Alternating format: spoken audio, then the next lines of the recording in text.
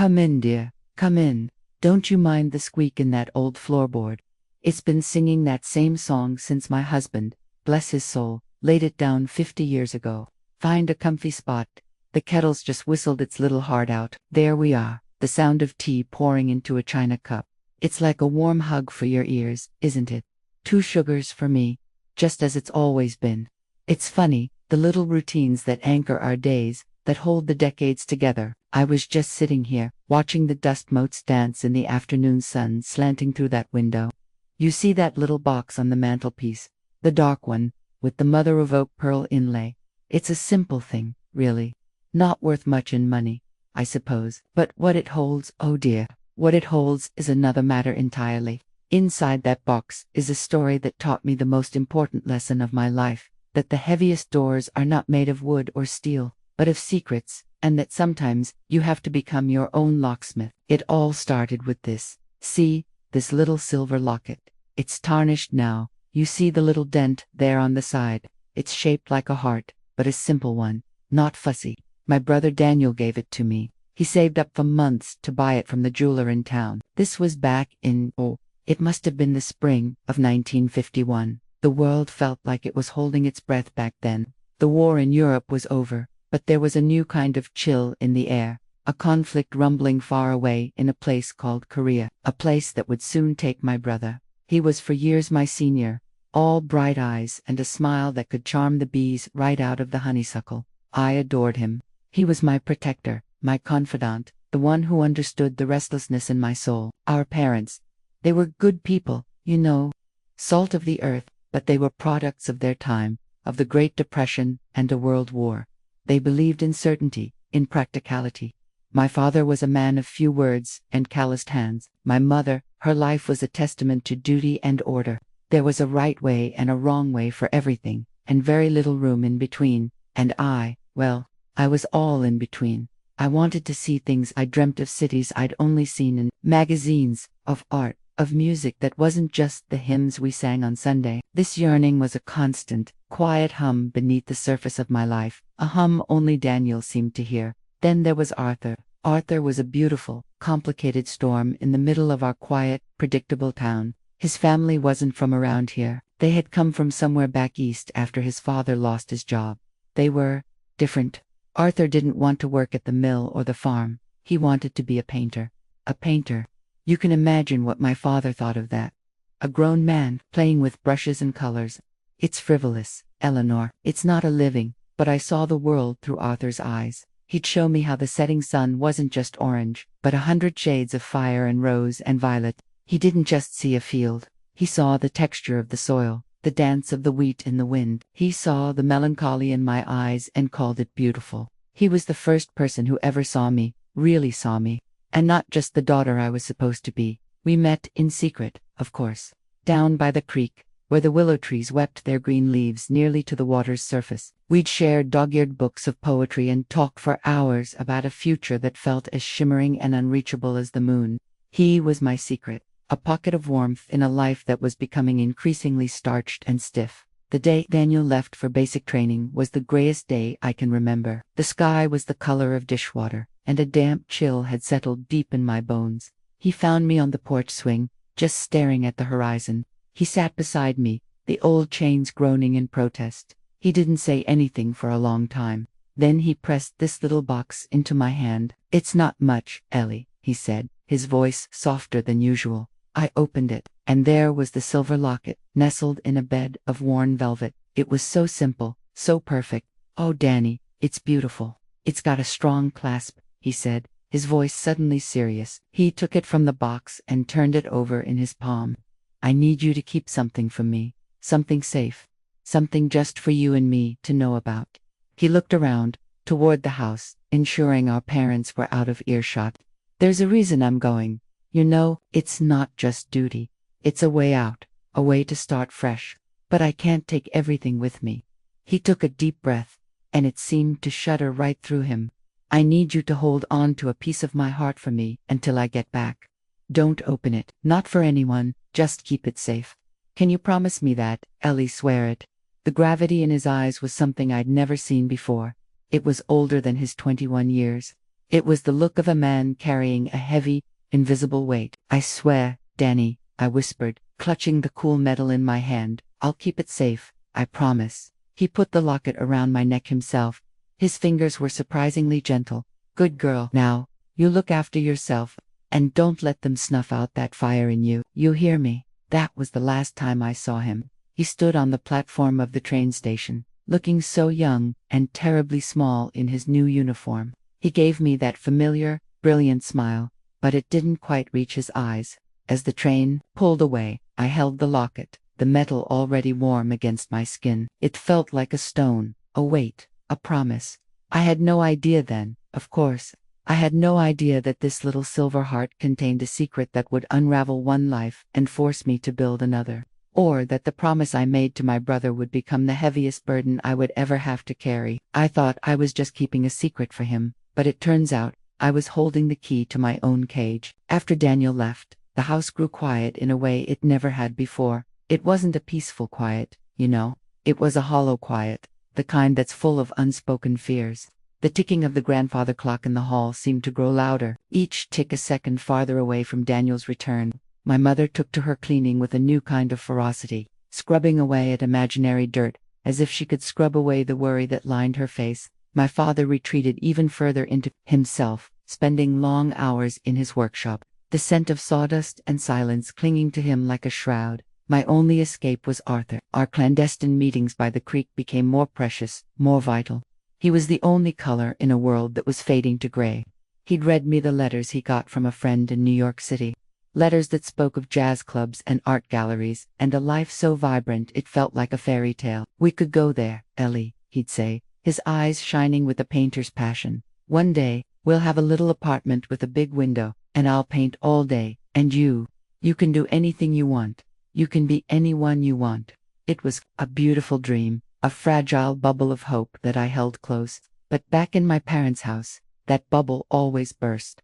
My mother would see me coming in, my cheeks flushed from the cool air and the thrill of secrecy, and her lips would tighten. "You've been out wandering again," she'd say, not as a question, but an accusation.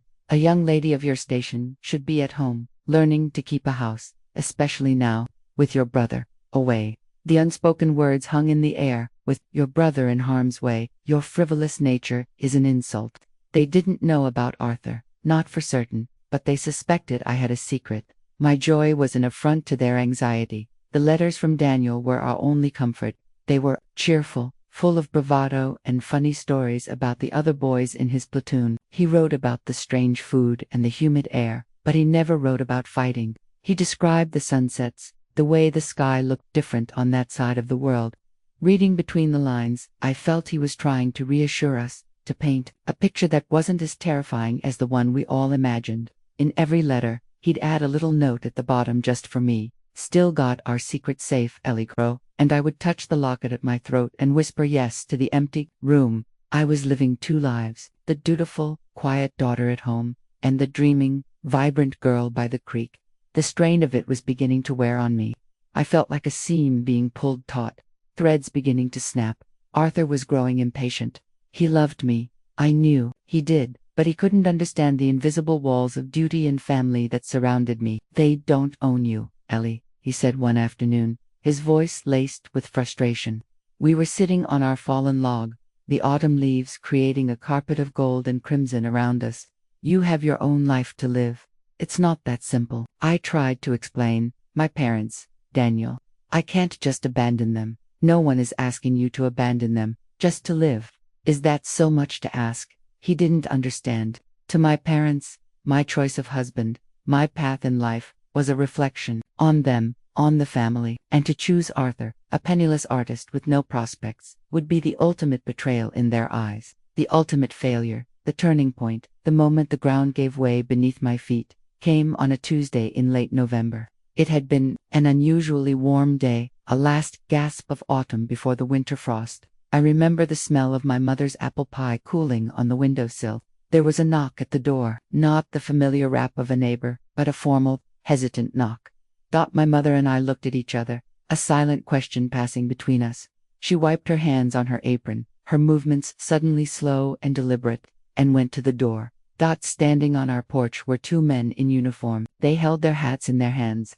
Their faces were grim, their eyes full of a practiced sorrow that was somehow more terrifying than tears. I didn't need to hear the words. The world went silent. The ticking of the clock stopped. The scent of the apple pie vanished. All I could hear was a rushing sound in my ears, like the sea.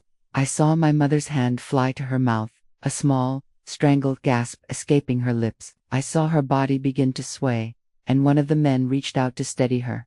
They said the words, of course, official, sterile words. "We regret to inform you. Killed in action. Heroism. The Republic of Korea." The words were just noise. They didn't mean anything. Daniel, my bright, laughing Daniel, who promised he'd be back, gone. A name on a piece of paper, a telegram. It was impossible. A sparrow had fallen from the sky, and the whole world had cracked apart. My father came in from the workshop, drawn by the silence. He saw the men. He saw my mother's crumpled form. He saw my face, and his own weathered face seemed to turn to stone. He didn't cry. He just stood there, his hands hanging uselessly at his sides. A man suddenly hollowed out. In the days that followed, a thick fog of grief settled over the house. Neighbors brought casseroles and pies that sat untouched. Relatives came and spoke in hushed, somber tones. I felt like I was underwater, moving through a world that was no longer real. And through it all, the silver locket lay against my skin, cold and heavy, a promise to a ghost. My grief was tangled up with a terrible, suffocating guilt. My secret meetings with Arthur, my dreams of escape, they all felt like betrayals of the brother who had given his life. How could I have been dreaming of a future when he had none? The weight of it was crushing me. The house of my childhood no longer felt like a home. It felt like a tomb, a place of memory and sorrow. I knew, with a certainty that chilled me to the bone, that I couldn't stay, but the thought of leaving, of breaking my family's heart a second time, felt just as impossible. The seam had finally ripped, and I was hanging on by a single, fraying thread. The grief in our house was a living thing. It sat at the dinner table with us, a silent, unwelcome guest that stole the taste from our food and the words from our mouths. My mother's sorrow calcified into a brittle anger, and its sharpest edges were always aimed at me. In her shattered world, she needed a reason, a place to put the blame for the gaping hole Daniel had left, and her eyes landed on my restless spirit. One evening, about a month after we got the news, she found me by the window, staring out at the first snowfall, the locket clutched in my hand, still daydreaming. "Eleanor," she said. Her voice was flat, devoid of its usual warmth. "Some things never change." "I was just thinking about Daniel," I whispered. "Were you?" She stepped closer, her shadow falling over me. "I wonder. I see you, coming and going, with that look in your eyes. The same look you've had since you've started meeting that painter boy." I flinched as if she'd struck me. "That has nothing to do with anything. It has everything to do with everything." Her voice cracked, and the raw pain beneath it was startling. "While your brother was preparing to sacrifice everything for his country, for his family, you were sneaking around, filling your head with selfish fantasies. Did you think we didn't know? This town talks. We have been shamed by your behavior." Shamed. My own voice rose, filled with the disbelief that was quickly turning to anger. "My brother is dead. How can you talk of shame?" "Because," my father's voice boomed from the doorway, making us both jump. He rarely raised his voice, and the sound of it was like a physical blow. "Because a family's character is all it has. When we are grieving, we should be drawing together, showing a unified, respectable front, not this distraction, this foolishness, with a boy who has no future." He looked from my mother's tear-streaked face to my defiant one. His own was a mask of exhausted authority. "The association ends, Eleanor. Now, you will conduct yourself as a daughter of this house should, with dignity, with respect for your brother's memory. There will be no more talk of art, or New York, or any other such nonsense. It is over." It was an ultimatum, not just about Arthur, but about everything. They were asking me to extinguish the last flickering ember of myself, to become as gray and silent as they were, to put my dreams in a box and bury them alongside my brother. And as I stood there, trapped between my grieving parents, I felt the locket against my skin. "Don't let them snuff out that fire in you. You hear me?" Daniel's voice, clear as a bell. In my memory. In that moment, something inside me shifted. It wasn't defiance, not really. It was a quiet, cold clarity. They were drowning in their grief, and they were pulling me under with them. I could not save them. But maybe, just maybe, I could save myself. I didn't argue. I just nodded. A silent, false surrender. For the next 2 weeks, I played the part of the dutiful daughter. I helped my mother with the canning. I sat with my father. In the evenings, I spoke when spoken to. But at night, in the privacy of my cold bedroom, I was making a plan. I had a small amount of money saved, money from birthdays, and the odd job here and there. It wasn't much. I wrote a letter to Arthur, a short, desperate note. Meet me at the creek in 2 days. At midnight, I'm leaving. The night I left was bitter cold. The snow squeaked under my boots. I had a single, small suitcase packed with my warmest clothes, a book of poetry Arthur had given me, and a small tin box where I kept my savings. I crept down the stairs, each creak of the floorboards a shout in the silent house. I paused at the bottom, looking at the 2 closed bedroom doors. A wave of guilt and love so powerful it almost knocked me over washed through me. I was abandoning them in their darkest hour. A part of me screamed that I was a terrible, selfish daughter. But Daniel's voice whispered back, "Go, Ellie girl, live for both of us." I met Arthur under the bare, skeletal branches of the willow tree. He was shivering, his breath pluming in the frigid air. When he saw my suitcase, his eyes widened. "Ellie, you're really doing it." "I have to," I said, my teeth chattering from cold and fear. "I can't breathe in that house anymore." "Come with me," he urged, taking my hands in his. "My friend in New York, he said he can put us up for a little while. We can go together, we can start our life." I looked at him, at his hopeful, desperate face, and I knew I couldn't. His dream was so clear, so bright, but mine was a murky, confused thing. I wasn't running to something yet. I was running from something. I couldn't latch myself onto his dream. I had to find my own.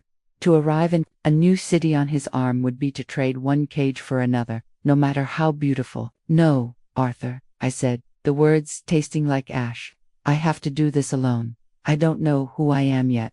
Not without my family, not without Daniel. I need to find out." The hurt in his eyes was a physical pain in my own chest.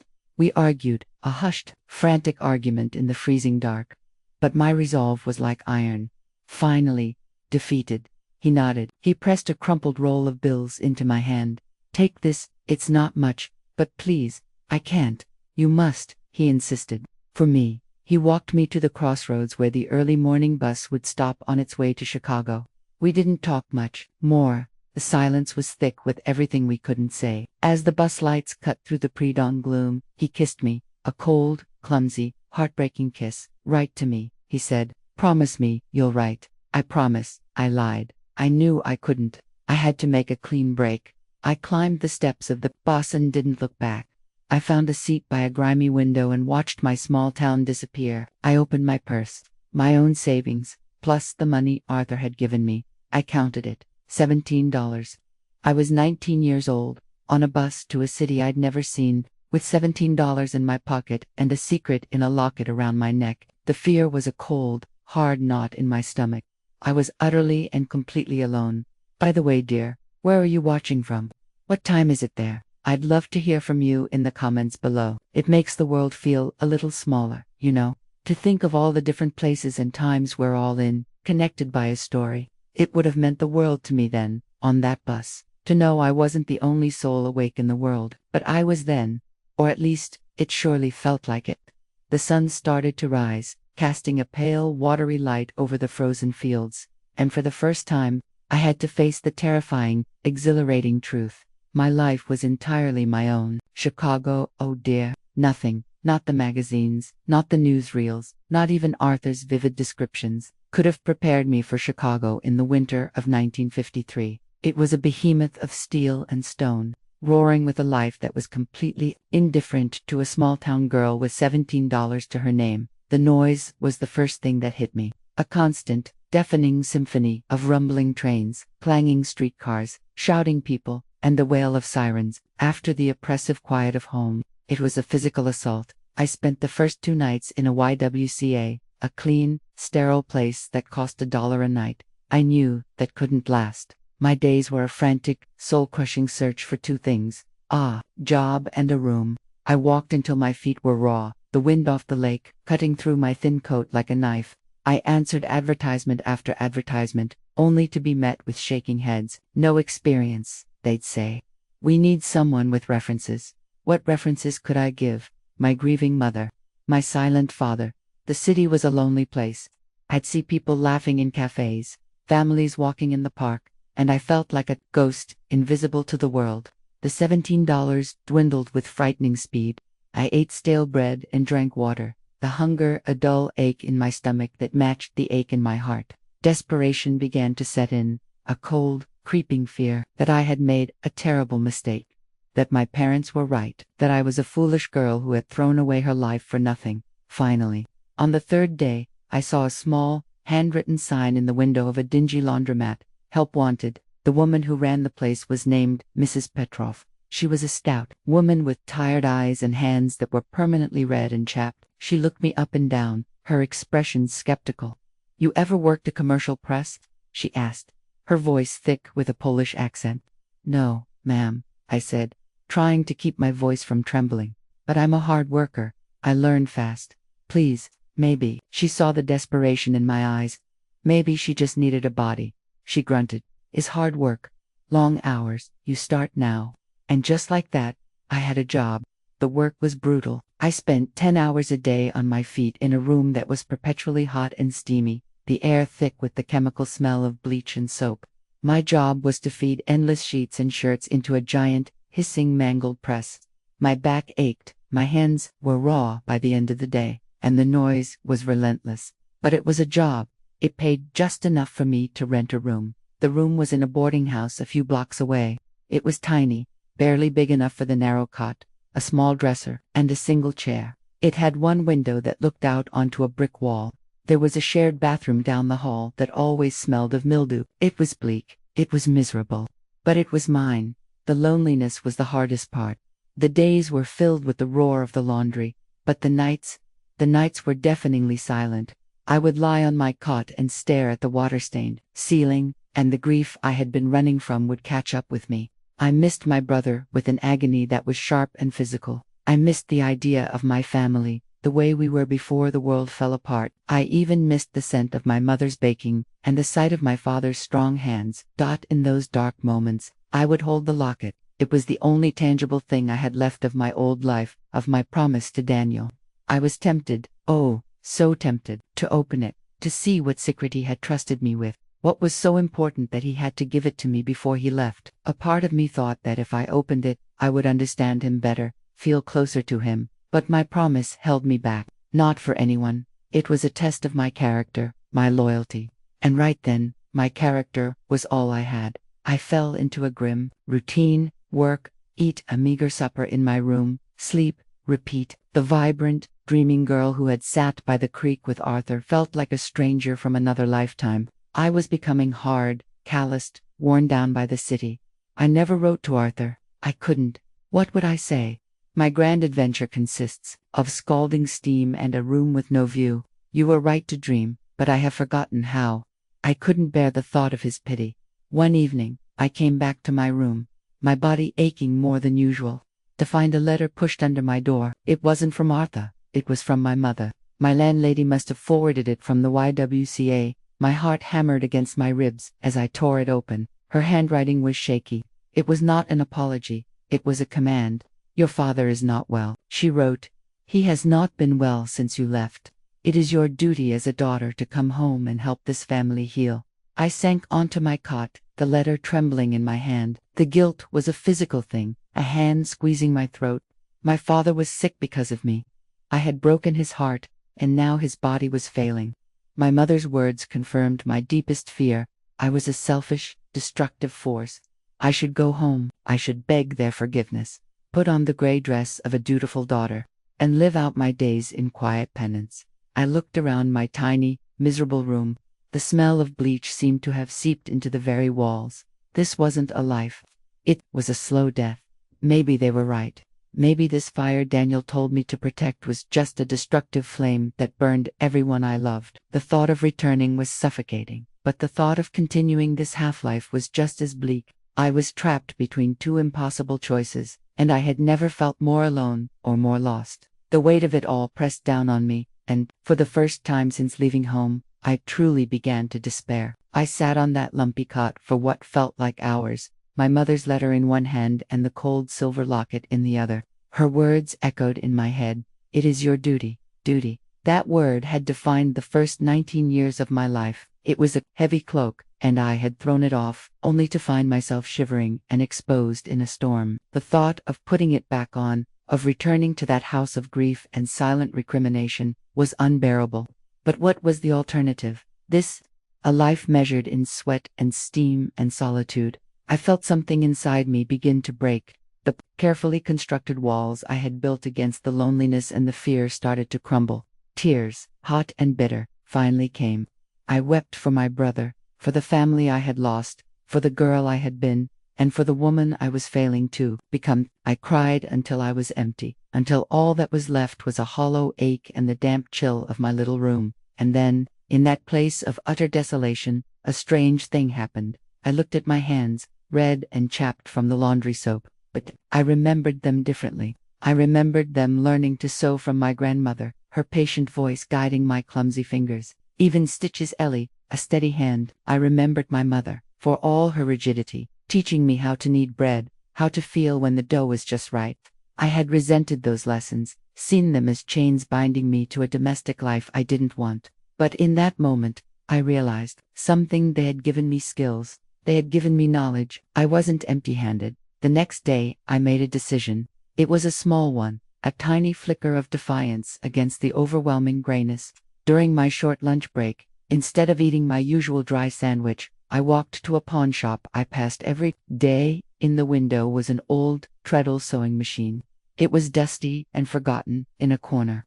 I went inside. I used the last of the emergency money I had hidden away, a few dollars folded into the lining of my suitcase, to buy it. I had to pay the shop owner's son a whole $1 to help me haul it back to my boarding house. It was a beautiful old thing, with scrawled ironwork and a smooth wooden surface.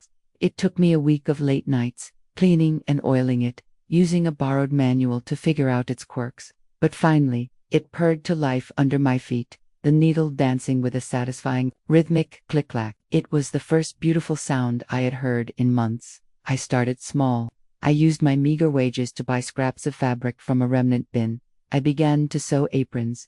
Simple, sturdy aprons, but I added little touches. I remembered my grandmother locked bit of embroidery on the pocket, a contrasting tie. I hung one on the back of my door. My landlady, a perpetually sour woman named Mrs. Gable, saw it. "Did you make that?" she asked, a rare hint of interest in her voice. "Yes, ma'am. It's good work. My sister, she ruins all her dresses. Cooking." "How much?"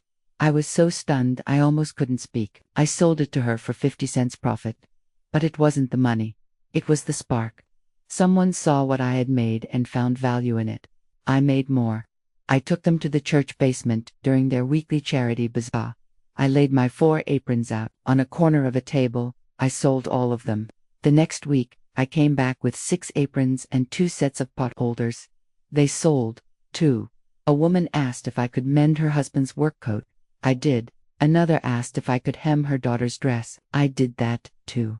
Slowly, arduously, I began to build something. It wasn't a grand dream like Arthur's. It was a humble, practical thing, built stitch by stitch, in the stolen hours of the night. It was a lifeline. For the first time, I was creating something, not just enduring.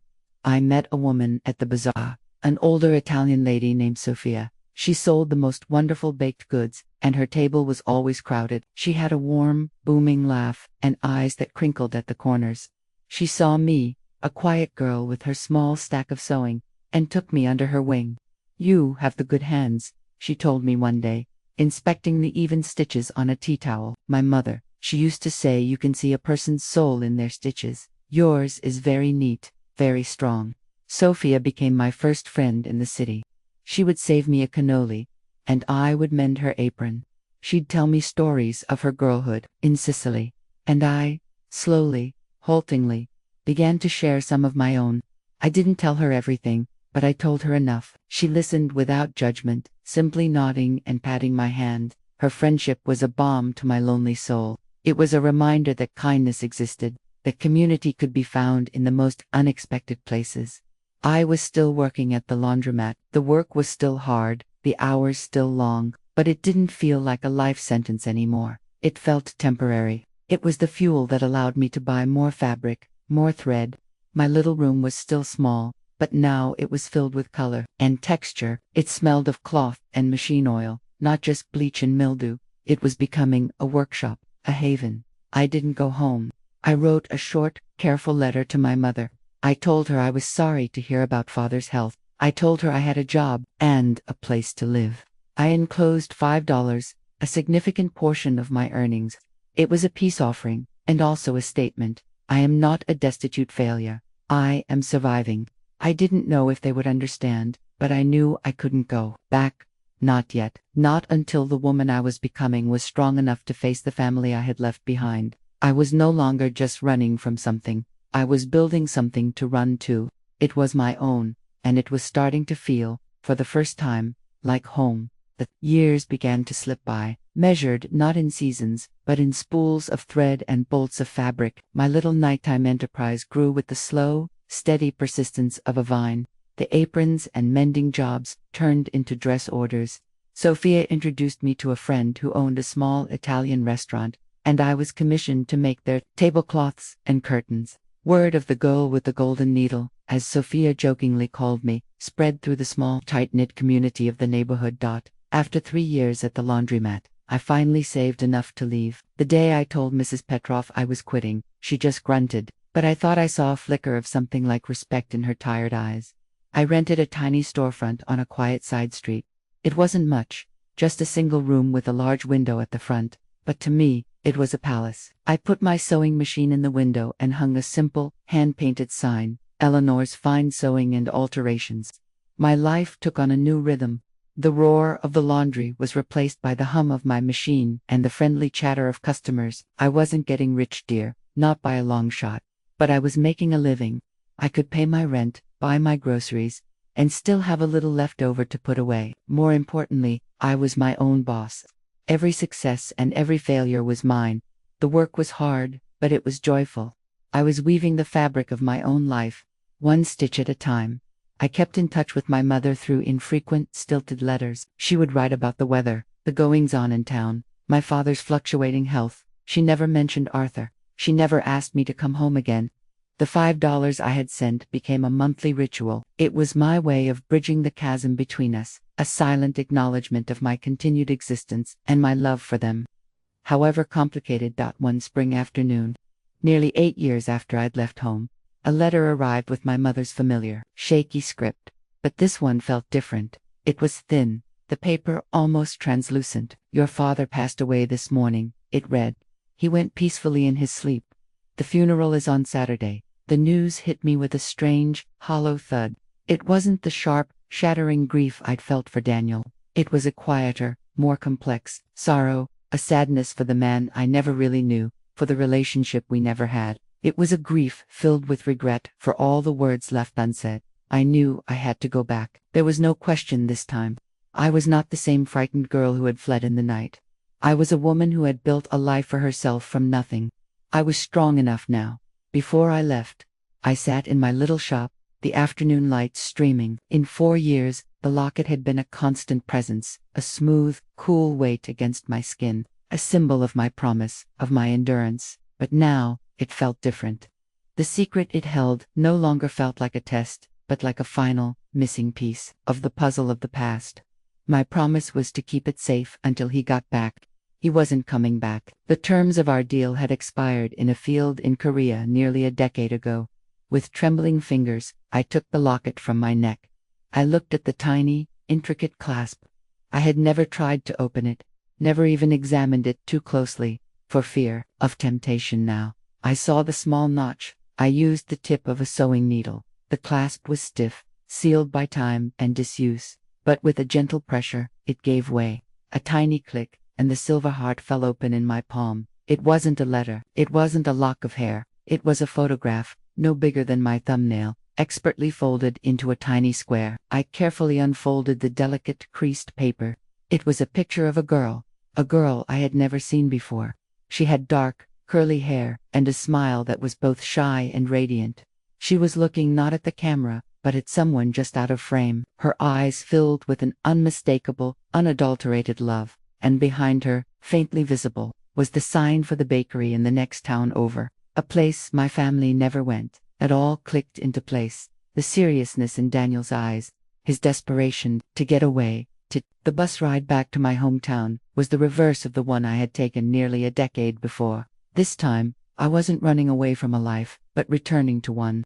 The world outside the window was the same, the rolling fields, the familiar clusters of trees, but I was seeing it with different eyes. I was no longer the frightened girl with $17, but a woman of 30, with a business, a home, and hands that knew how to create and mend. The town looked smaller, the houses closer together than I remembered. As I stepped off the bus, the air smelled of damp earth and cut grass, a scent I hadn't realized I missed. I walked the few blocks to my childhood home. The paint was peeling a little more on the porch railing, and the garden was neat but lacked the vibrant flower beds my mother used to tend. It was a house that looked tired. I knocked on the door, my heart a steady, slow drum in my chest. My mother opened it. She was smaller than I remembered, her hair now more silver than brown. Her face, etched with the lines of grief and time, softened when she saw me. The brittle anger was gone, replaced by a deep, weary sadness. "Eleanor," she said, her voice quiet. And then she did something I never expected. She reached out and pulled me into a hug. It was a stiff, unpracticed embrace, but it was real.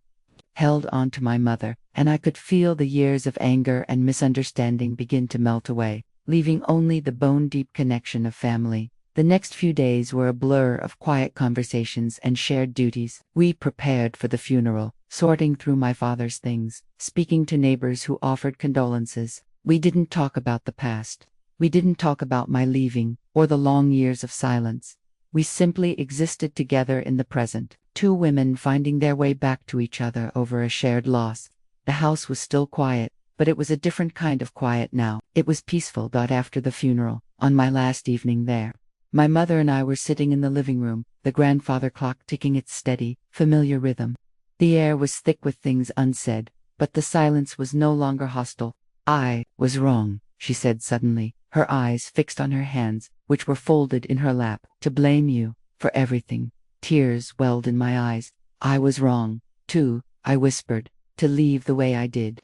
To not call. I was just so afraid. He was proud of you, you know," she continued, finally looking at me. "Your father, he never said it. He didn't know how. But after you sent that first $5, he kept it in his wallet until the day he died. He'd take it out sometimes when he thought no one was looking. He'd just look at it." My breath hitched in my throat. The image of my stoic, silent father, secretly holding on to that small proof of my survival, broke a dam inside me.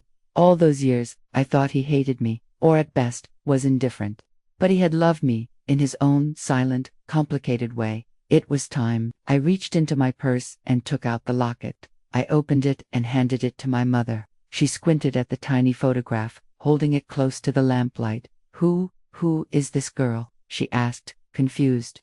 I said softly, "I think she was the real reason Daniel enlisted. I think he was in love with her. He gave this to me the day he left, and made me promise not to open it. He wanted to keep her safe from the judgment he knew he'd face." I looked directly at her, the same way I wanted to keep Arthur safe. My mother stared at the picture for a long, long time. I could see a storm of emotions on her face, confusion, disbelief, and then a slow, dawning understanding. A single tear traced a path through the wrinkles on her cheek. She finally understood that her perfect son was just as human, just as flawed, and just as full of secret love and yearning as the daughter she had pushed away. In that moment, he wasn't a hero on a pedestal anymore. He was just her boy. "We just wanted you to be safe," she whispered, her voice thick with tears. "Secure. We lived through such hard times. We didn't want you to struggle." "I know, Mama," I said, my own tears falling freely now. "But you can't protect your children from life. You can only teach them how to be strong. And you did. You both did." We sat there for a while longer. The locket opened on the table between us, a tiny testament to a hidden love that had changed the course of all our lives. We had finally unlocked the past. Forgiveness wasn't about grand speeches or dramatic apologies. It was about this, a quiet moment of shared truth. When I returned to Chicago, to my little shop and the life I had built, something was different. The ghosts of the past were no longer chasing me. They were walking alongside me, as family does. The silver locket now sits in that little mother overall box on my mantelpiece. I don't need to wear it anymore. The promise has been kept, and the lessons have been learned. And that's what I wanted to tell you, dear. We all have locked doors in our lives. Doors of fear, of grief, of family expectations. We wait for someone to come along with the key to rescue us. But I learned, in a cold little room that smelled of bleach, that sometimes you have to forge the key yourself. You have to look at your own hands and see the skills you've been given, even the ones you resented. You have to be your own locksmith. It's hard work. It's lonely work, at first. But oh dear, the freedom on the other side. The freedom to build a life that is truly and completely your own. There is no greater feeling in the world. Now, how about another cup of tea?